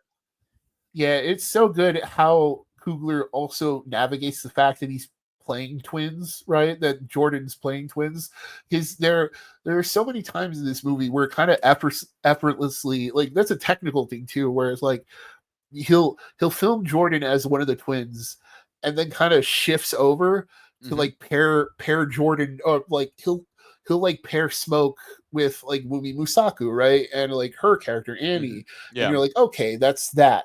And then while in the same area, right, he'll shift over and be like, okay, here's Michael B. Jordan as Stack with Haley Steinfeld's character, right? Yes. Yeah. So it's like, but then like it's a cool technical thing because it's like, oh, okay, he leaves one character off to the side to allow the other twin to flourish, right? Yeah, it's super smart too because like each twin gets plenty of screen time. You know what I mean? Yeah, they're both fully developed. Yeah, exactly. So you kind of see these twins just have a complete arc, both of them. Like you don't need like they have side stories, side goals, and all that stuff. You know what I mean? Like one of them wants to get back with their old girlfriend. Smoke doesn't want him to. Like there's side stories, and I just love how developed they were. You know how in terms of like character arc, how that's they were how they were in Chicago. All the characters too. Yeah, right. Like every character has backgrounds. Yes, every character has like a fully realized like background and stuff. Like Delroy Lindo. Oh, I love Delroy Lindo. Yo, so he's Delta Slim. So like, yes, so Slim, like he gets this scene in the car where he's like talking about how he and like a friend of his made a ton of money, you know, and he's like, well, what happened to yours? Oh, I drank it all. What happened to him? And it turned into like this very dark story about like, oh, that dude was lynched. Like he's he took his money out. And then the white people saw him like, you know, with a bunch of money, and they were like, oh no, he stole that from somebody, you know, and he also essayed somebody for it or something. And it was just, it was a very dark story, but again, like that, and then he that's the history, you know? Yeah, it's so good because like then he starts humming and they turn this into like a song, and it's like, yo, like it's so compelling in that way. And like there's a lot of that in this movie. Every character who says something has like a past and something interesting about them to say. And like I give this movie so much credit. I give Coogler so much credit for like building this world. And while on the horror side of it, that's my issue, is that like it's this fully realized world, but like when it really, really starts to really sink its teeth in, pun intended, it doesn't is when you fully sink in. Yeah, like it's a shame because like there are good things and bad things about the vampires themselves, right? Like of the good vampire stuff is that like immediately once they recognize they're vampires, Wumi Musaku's character, she's like, oh, you know, there's something off about them immediately, and everyone kind of like listens to her immediately. There's no kind of farting around. Yeah. There's no like, oh, they can't be vampires, you know, nothing like that. It's the Dusk Till Dawn thing of like, you know, George Clooney's character in that was like, yo, I know what I've seen, and those are some damn vampires. And it's kind of like, yeah, you kind of like, and Annie's immediately like, no, those are vampires. And so the lore is cool. It keeps the garlic. It keeps all the stuff you would think, but it does the coolest thing with the inviting them inside, which is like, it's a cool vampire thing, but they also kind of use it culturally, right? Where it's like it's a cool cultural thing too, because it's like, oh, you let these white folks into your black club, you know, that you're just trying to escape from all that white pain and trauma and terror. They're just kind of trying to party for a night, but then here comes this white vampire who's like, you know, who's super charming on top of that. So the dude who plays Remick, right? Like, yo, like shout out to him, because like it's funny because he's like, when they accuse him of being with the Klan, he's like, no. He's like, no, I want to. It's funny because it's saying, yeah, I want to kill you, but it's not because I'm racist. I just want to kill you. You can. I'm just a vampire, you know. Y'all can be free, and like that's the whole thing too. He's like, his whole thing is like, you can be free in this form, and like, you know, it's so cool because like they all share one consciousness. Yeah, once he bites that's really cool. That's the cool idea, right? And like, there's a lot of stuff that Coogler does with that idea that's just, it's so interesting and it's so well done that like, but that's why we wanted more though, Tex. Yes, and that's again, Arturo, that's the sticking point. That's why we wanted more. Like you're gonna give me vampires and fucking give me vampires. You know what I mean? Yes. Like, and they had some really outstanding scenes when they were waiting outside the juke joint. They were all like in a circle dancing and singing and stuff, and it was really dope, man. And this is like, I was like, let's get more of this vampire stuff going. But as you mentioned, like the movie takes a while to get there. You know, the vampire stuff is pretty much what at the end of Act 2, beginning of Act 3. You know what I mean? Yes. Like we got a whole ass movie before that, you know? And my thing with this movie is like not only did it not give me enough of the horror, right? It also kind of like took me away from the experience. Like there's a scene in particular that people seem to love inside the actual juke joint, Right. which Right. is one of my biggest gripes. And the reason why it's not a 10 in my book, I gave it a 9, is that once Preacher Boy starts singing, you know, the blues song that he does, this world gets a little mystical and magical, and the music transcends and it connects culturally, past, present, and future. I understand all that. I got all that. Trust me, I'm a Yeah. musician. And I'm a then learned musician, and I that's understand the music thing, like, history. even if you didn't understand it, it's outright said in the beginning. Yeah, Like there's narration in the there's beginning a to be whole like, thing in the beginning how music connects cultures and time and stuff like that. it's very like Devil Went Down to Georgia inspired, like blues Yeah, originated from the devil kind of thing. Like it's yeah. very that kind of thing. Delta And Blues, Robert Johnson, all that stuff. I know about Delta Blues and Robert Johnson and stuff, and that's why I was really into this movie because I am a fan of that music. yeah, And and then that's why the idea that it was presenting was so cool. Where it's like, yes, oh, okay, exactly, because I'm like I love this music. It's never been like shown in this format before like this, you know. And then they and did something that completely like just annoyed me and took me out of that really good experience. So there's a scene in the movie where Preacher Boy is playing a song, and then um, things happen that you can't really explain. And to me, the way I can describe it, shit turns into like a music video where you get a right, lot of different kinds of musical acts from past, present, and future show up into this period piece text into this period piece, right, right? and yes, That so then you see, like, specifically, there's a dude like playing a flying V, and he looks like he should be part of the Parliament Funkadelic. You know what I mean? And I'm like, what are we doing here? We were in this period, right? And now you completely decided to make this artistic choice and like just add this context into it, right? And then again, I understand why the artistic choice was done, right, but I feel, for instance, my wife made a really good point. She said, I think you would have liked this scene more if these people were more like, you know, whispers or ghosts, like not really tangible, like more mystical than real people. Like the fact that they were flesh and blood on the screen along with the actors of the 1920s, right? That completely kind of killed it for me, honestly. Like that moment killed the movie for me. Like, I came back after the vampires showed up, but throwing that in there took me out of the experience. If they were to show, let's say, the past, like the tribal music and the music that came before that, cool. But then you went past your timeline.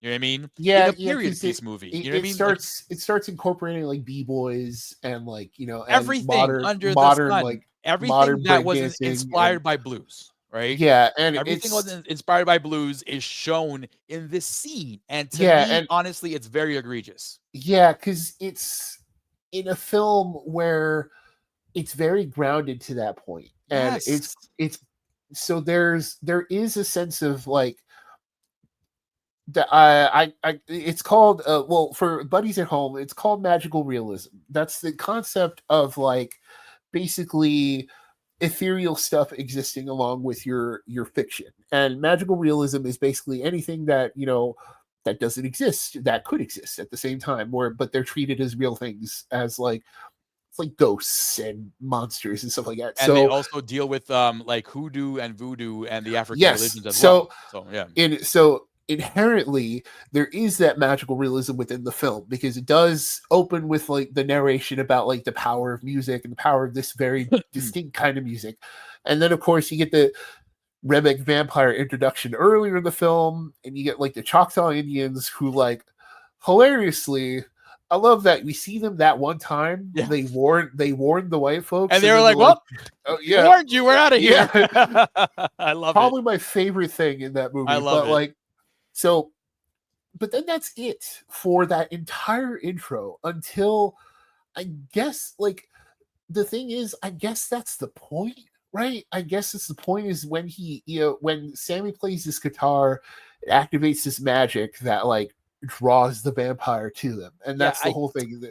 And that's what I'm saying is, like, I agree with Arturo in that you can understand its function, but it's the fact that, like, it breaks your reality to such an extent. Yes. That, like, that's the thing is that the reason I say magical realism for as a concept is fine, but it's like we don't get that in that first half of the movie we don't at all. Until it's kind of thrown into that one scene. Mm-hmm. And that's where soon literally all hell breaks loose. Mm-hmm. And, like, and this is with, like, the fire, it burns down the joint around them. Yeah, and it's very, like, it's very, supposedly burnt down the whole place, and it's very visually decadent in how it presents it. And, like, while it's also hard to, like, really pin down why it's so, like, it's such a, like, a deal breaker, because it's like, it's not that it's like a cultural thing, because we completely understand it, but it also, you completely distort the reality without hinting at that magic before, and then after, then you get the magic after, and it's not even like, and it's not full magic, like, either, Yeah, like it's not like it's full blown magic, and Annie's like, okay, let's fucking get out all the weapons over here, the magic weapons, and, like, because Annie has her bag of mojo that she gives to Smoke, and we see it impacting, like, Stack later. Yeah. When, in the vampire mode, and it's a cool little effect, right? And then we see more of the magical realism at the end when, spoilers, Remick is defeated, and, like, we see, like, him go up in a fire tornado, which is super cool. Like, that was really cool. I wanted more of that. And then we see the scene of Smoke, seeing the spirit world and stuff like that, where it's like, oh, okay, these are if that were more in the first half of the movie, then maybe that decadent scene in the middle wouldn't be such a deal breaker. That's the thing. It wouldn't break the reality so much if we got more of that magic spread through that first half. But it's like, it's tough because you want to, like, think about intent, and you're like, oh, okay, maybe because, like, it's supposed to be grounded, and it's supposed to be, like, kind of like, supposed to be but listen, dark, like, in that, but it's also not like it's music saved them. Like, they didn't use the power of music or something. It wasn't trolls here. You know what I mean? So it's like you broke the reality, and ultimately, like, and even Sammy as a character, he ultimately decides that, like, spoilers for Sinners again, like, if you haven't seen it by now, please go see it, but, like, he decides to keep the guitar, he decides to keep playing music, because it's like, this is, it's already done, like, this is, like, this stuff has already been unleashed, and that's the worst that could have happened, right? There's no putting the genie back in the bottle by that point, and it's like, cool, I wish you would have used at least use the guitar neck to impale somebody, because I thought that's what happened, but then it doesn't. Because ultimately that's why Remick wants Sammy. He wants Sammy in particular because he's lured by the music, he's lured by the magic of it to contact his own ancestors, because it can connect to the past. But it's also like, that's the thing, it's just it's that presented in such a way where, like, it broke the reality of the film. And for a movie that was so careful in that grounded reality before that, yes, and that's why to, like, make it, that's why it feels like such a left turn, like, right, because it's like, it's such an artistic choice compared to everything else, right? It was very jarring, you know what I mean? Because it was like, whoa, like, what just happened here? We were here, now we're not here anymore. Like, it wasn't a complete deal breaker in terms of, like, oh, this movie is trash because of this. No, it was a deal breaker for me personally in terms of my experience. Yes. After that happened, it took me out of the movie experience, and I was like, okay, let's critique this thing a little closer. I want more vampires now. I want more horror now. Where is that? You know what I mean? And that was, and by that point in the movie, I was also kind of like, where are the vampires? And it sucks because you see the trailers, and the trailers do give away like the vampire action. I said that. I said that in the cast. Did the trailer gave away Haley Steinfeld's character turning into a vampire, man? Yeah. So when you see her in the movie, you kind of don't like. If you watch the trailers, you don't trust her immediately, and like it's like, oh, it kind of paints her character a different light entirely, because the whole time, like, because she's actually a good character in the movie who was done wrong by Stack. Yes, and the whole, and her part in it all is so also like culturally relevant, because she's like 1/8 black, but also it's like she's passing as a white woman, and like her mother was black, and her mother raised the twins, right? Like, along with her, that's how they know each other. They grew up together. But her daddy was white. So for all intents and purposes, she's family, but she's still like a white woman, and that's all part of the thing. So she's already treated like an outsider. So I thought the whole time, I was like, oh, so she's just going to reveal that she's a vampire in the middle of all this? No, we see her get turned into one later, but then we don't see the attack happen. That's also part of the thing. It like cuts away. Dude, that killed me too, man. Like, we see like Remick kind of like fall down from the sky, up a little bit. Yes, right? Yes, and then cut to next scene. Yes, which is like, really. There's a lot of that too, where it's like we only get like when it comes to vampire attacks on screen, we don't get a lot of it, which sucks, because like the gore is that classic movie gore of like, it's that brown blood. It's all practical. It looks good. They don't show anyone really getting bit and get turned. The only person that happens to, spoiler, that they show is for Stack. But this is why it's egregious to show Haley Steinfeld's character. I keep forgetting her name in the movie. Why I thought why it was egregious to show her be a vampire. Mary. I think so. Yeah. I think so too. Whatever. So Mary, right? Like, to show her be a vampire, you're already kind of ruined that surprise. Like, so when she's back in the club, you're like, oh no, don't let her back in. Like, nah, dude, like, don't show me that. Like, don't show me that. And if you are going to show me that, show me how she got there. Yeah, and that's the thing. It's not the movie's fault that the trailer spoiled it, but also it's kind of the movie's fault. Yeah, it's kind of the movie's fault. Somebody has to approve this stuff, Yeah, that the trailers ultimately decided, well, let's show the parts that people are going to want to see and want to go into the door for. But ultimately, though, like, Tex, like as we've mentioned, like, I think that the music stuff and the cultural stuff was it was in full front, right? So in comparison to what the horror stuff was, which took a back seat, is what I'm trying to say, to the actual drama and the cultural commentary and all that, Yeah, that's part of it too, right? Which is annoying, because it's like, hey, you're selling me a vampire movie, bro. Yeah, like, I am here for the horror, and while I love getting this cultural stuff, while I love seeing this full world, I did find myself going, when are the vampires? And it's kind of what keeps it from like a perfect 10. There's nothing wrong with a 9. Absolutely not. Like, that's the thing. Like, this is what I also want to say to wrap my end of this up, where it's like, yeah, I still really like the movie. I still think it's okay for it. I still think you should see it. You're definitely going to hear about it again when we talk Goldies. Just performances alone, directorially, right? Ensemble, for sure. Yeah, where it's like, it's so well made of a movie, just in general. Where, like, outside of like 1-2 artistic choices, where it's like, even then, where it's like, do you fault Coogler for going with artistic choices? Yes, but at the same time, but also, it is his original movie. You know what I mean? Yeah, where it's like, again, he swung for the fences, right? Where it's like, he swung. There's like, he struck out a couple times, but at the end of the day, though, he still hit a home run to win the game, right? Yeah, like, it's still good. Like, that's the thing. Like, if for flaws, which are, it depends on how big a flaw you think they are in the grand scheme, it's still really good movie. Listen, like, people didn't seem to mind the artistic choice. And that's the thing too. So, like, you and I might not like really gel with it, but it's been a big hit with the crowd, and that's ultimately at the end of the day, Yeah, it's an that's all that original matters. movie. It's An made original movie that's $161 doable. million so far. Yeah, In the it's a box horror office. That's movie, awesome. and it's a good movie that's made money, right? Like it's different from saying, "Hey, a Minecraft movie made a ton of money," I know. A good and we're movie like, that made money in the horror genre by an auteur, a black auteur, "Yes, or less than that, who actually released his first original movie. yeah, Right? Like, what? yeah."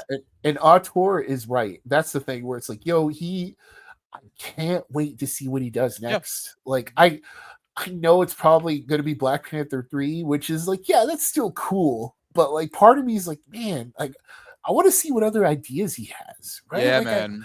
I want to see him go the Nolan route of like just being able to do whatever the hell you want to Do do. sci-fi. And, I want to see him do sci-fi next, bro. oh man, yo, oh yeah. So speaking of, he was talking about doing an X-Files remake of some sort. So like, Whoa, that's that's the thing interesting.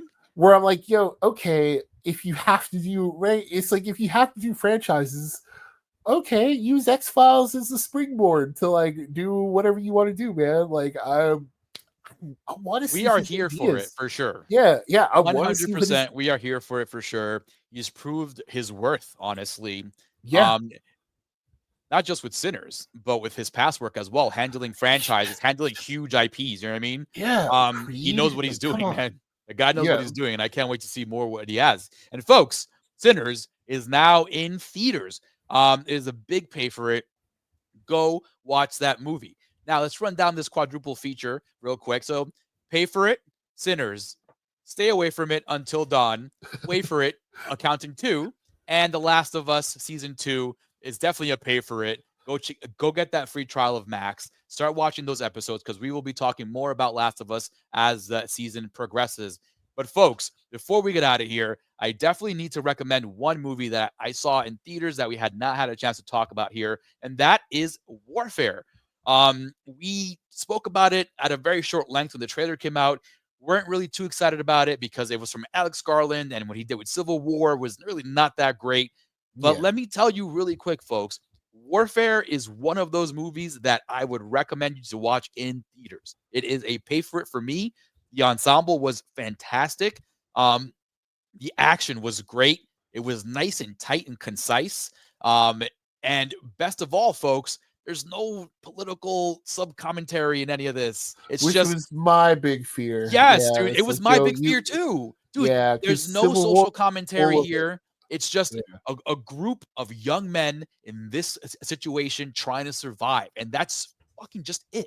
And it's really good, man. I am really impressed by this movie. Go watch Warfare. It is in theaters now. It looks great on screen. The sound editing and sound design of that movie was excellent, man. Just everything. You know how John Wick like sounds great because of the gunplay and stuff. Bro, this Right. sounds way better than that. But yeah, folks, go watch Warfare. It is in theaters now. Go watch Sinners. Highly recommend it. And remember, folks, this was episode 229 of the Morgue, the official Corpsefeed podcast. Once again, I am Arturo Padilla, the guy behind the face. With me always is Mr. Nick Valdez. A big shout out goes to Delvirus for all the artwork you've seen in front of you throughout the years. Go check him out. Go get tattooed by him. He does more than tats, folks. Go peep him on his socials. And a big shout out goes to you guys for listening. We've been releasing a lot heftier content lately because our schedule's been all over the place, folks, and we really appreciate you guys listening. We see you guys out there.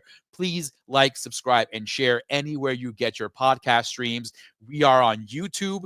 Like, subscribe, and share there as well. We would highly appreciate any thumbs up we can get there. Any 4 or 5-star ratings you guys have on Apple or anywhere you get your podcasts, please drop them. We would highly appreciate it. And once again, folks, thank you so much for listening. And remember, it is a scary world out there, but we are here to walk you through it.